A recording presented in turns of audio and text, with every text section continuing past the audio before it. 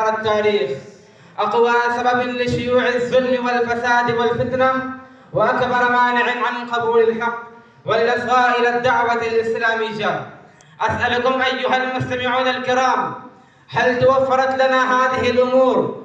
هل لنا من عزة وغلبة وعزمة؟ وهل لنا من حرية؟ وهل أنحى الكفر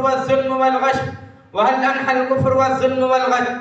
وأسألكم أيها المستمعون الكرام، في من أنزلت هذه الآية المباركة: وقاتلوهم حتى لا تكون فتنة ويكون الدين كله لله.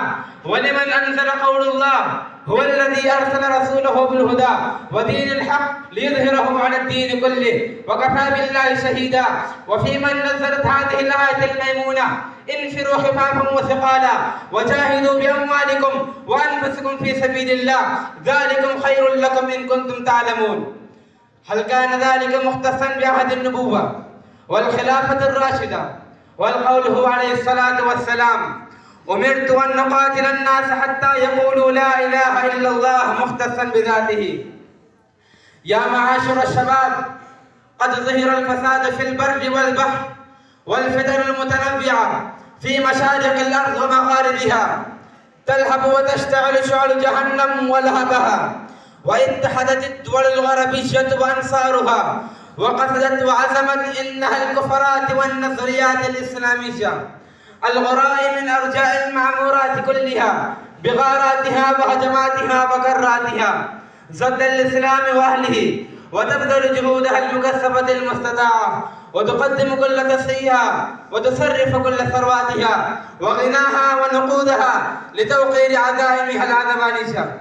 فليس لنا من سبيل القتال مع هؤلاء الكفار والمشركين الذين يكذبون رسول الله ويتعدون حدوده ويفسدون في الأرض فسادا، كما أشار إليه قول الله عز وجل: ولولا دفع الله الناس بعضهم ببعض. وقوله عليه الصلاة والسلام وأزكى التسليم: ما منع الدار ولا عز أهلها إلا بلقائنا ولا قناديل.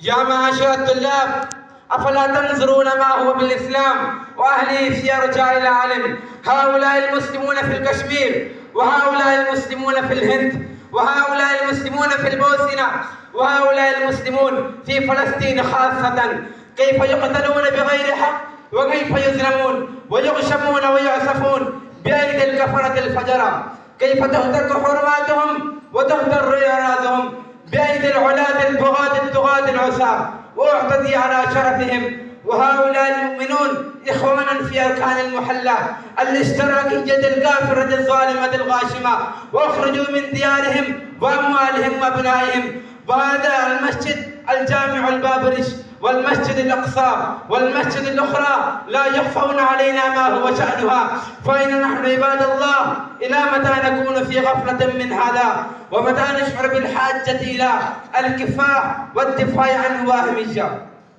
أفلا تحثون هذه الآية: ما لكم لا تقاتلون في سبيل الله والمستضعفين من الرجال والنساء والبلدان الذين يقولون ربنا أخرجنا من هذه القرية الظالم أهلها واجعل لنا من لدنك وليا واجعل لنا من لدنك نصيرا؟ أو لا توقظنا هذه الآية: يا أيها النبي حرض المؤمنين على القتال. ألا تنبهنا هذه الآية: يا أيها النبي جاهد الكفار والمنافقين واغلظ عليهم ومأواهم جهنم وبئس المصير؟